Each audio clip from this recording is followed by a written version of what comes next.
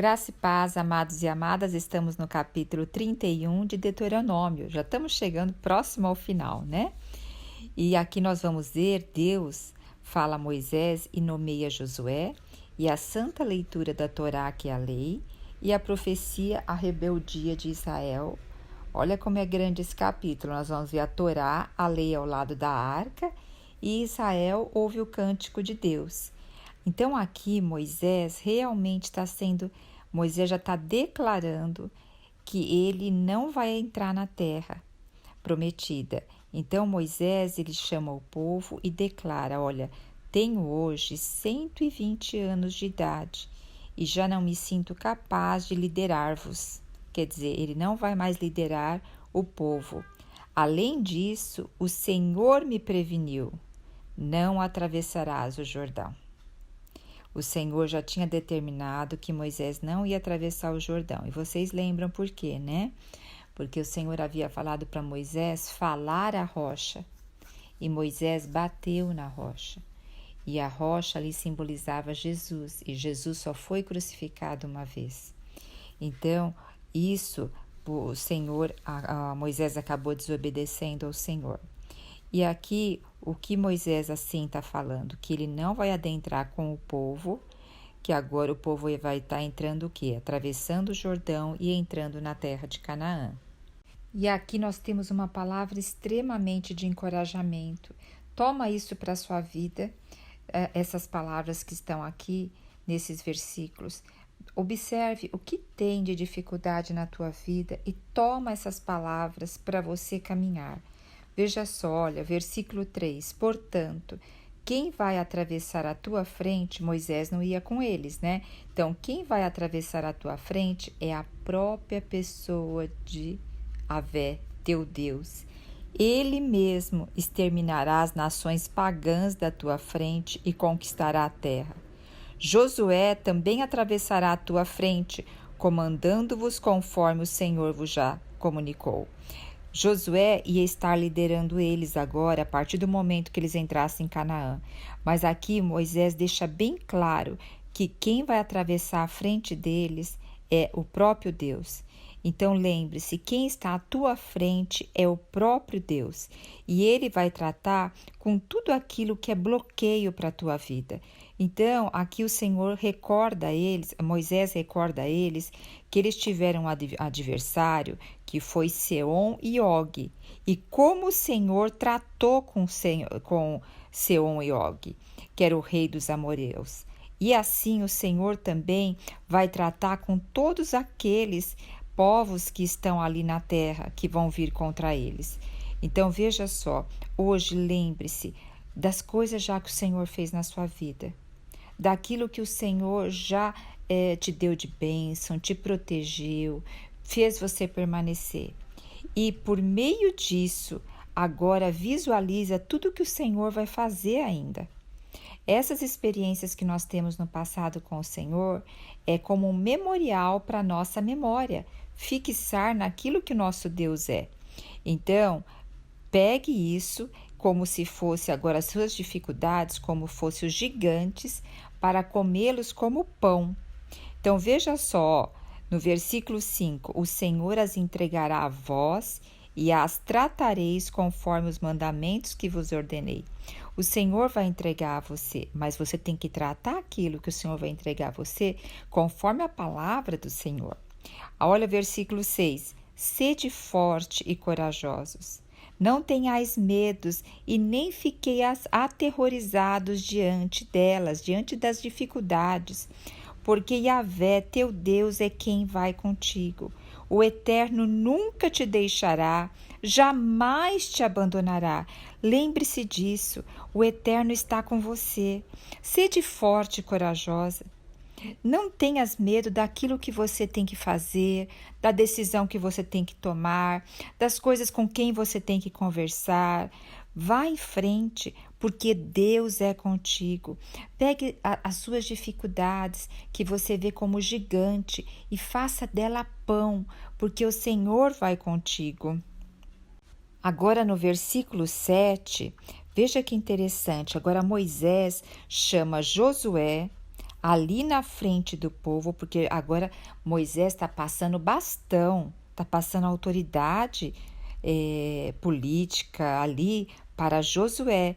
Então Moisés está chamando Josué na frente do povo e diz assim para ele, ó: sê forte e destemido, pois tu adentrarás com todo este povo na terra que Yahvé jurou aos teus antepassados que vos daria, e tu os farás herdá-la de fato. Olha o versículo 8, toma esse versículo 8 para você também.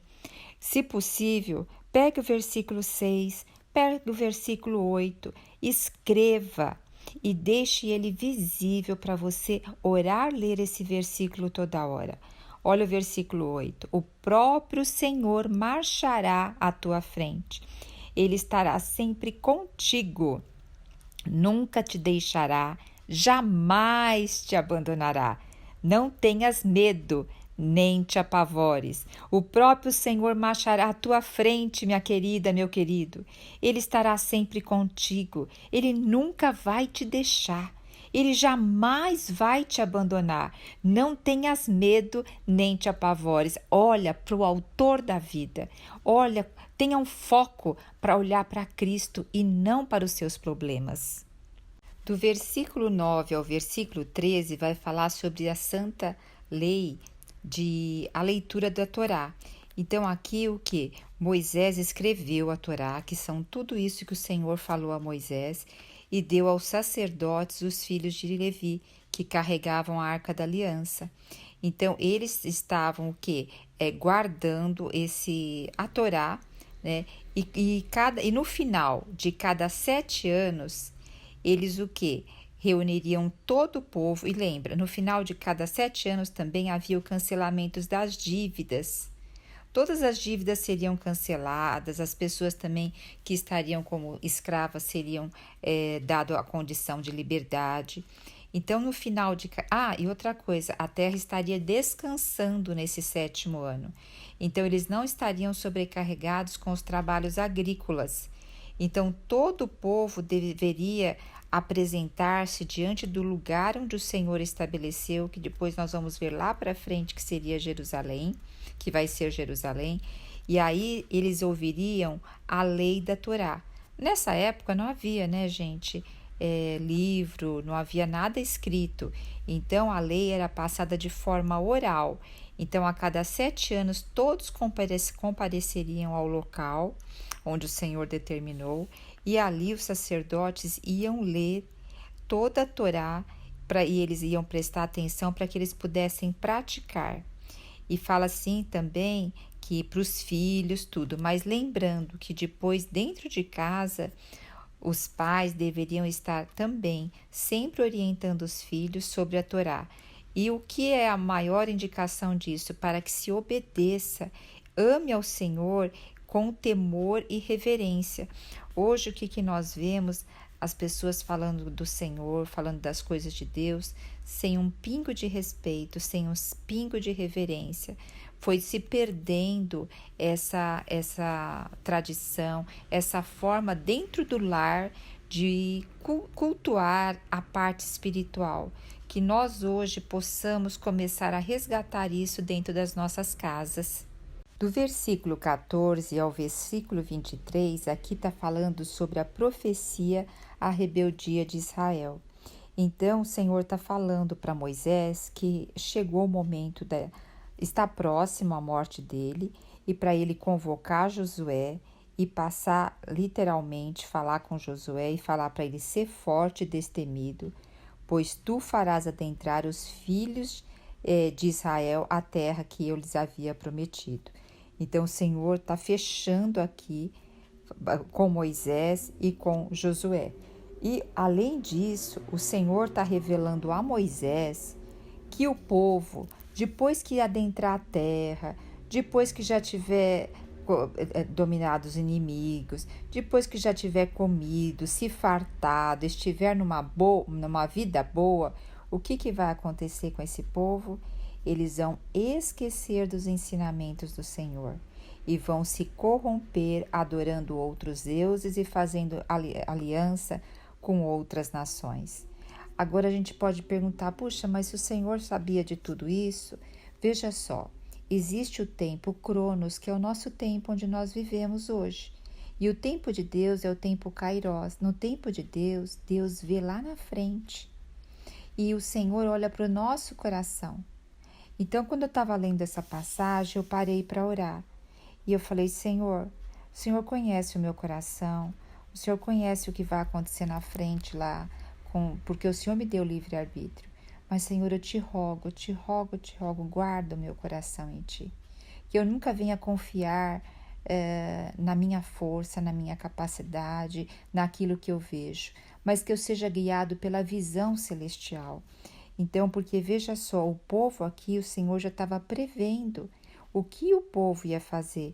E o Senhor deixa claro também aqui que ele vai se apartar do povo, que ele vai se ocultar do povo quando o povo fizer isso e vai entregar ao povo a sua própria sorte. Então, olha como ele fala aqui no versículo 21, quando muitos males e desgraças o tiverem atingido, então o que? Vai vir muitos males e desgraça, porque o povo se apartou de Deus, né? E fala assim, não será esquecido nos lábios da sua descendência. Olha só, eu conheço com toda clareza o pensamento deste povo. Então, o Senhor conhece com clareza todo o nosso pensamento e diz aqui, o que estão planejando em seus corações vão fazer.